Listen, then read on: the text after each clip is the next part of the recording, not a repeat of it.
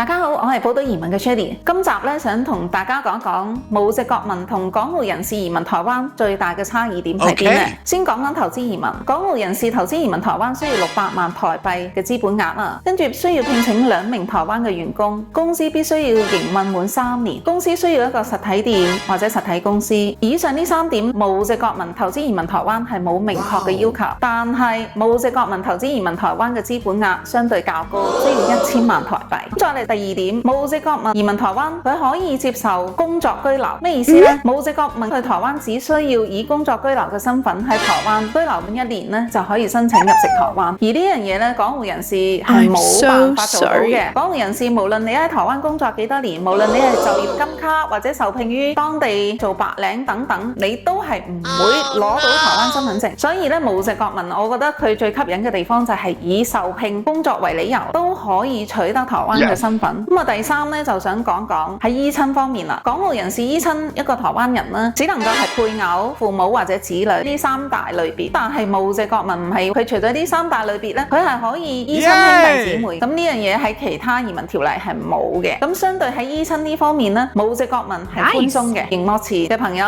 咁如果你哋想以無籍國民身份嚟移民台灣，歡迎聯絡寶島移民。唔該晒。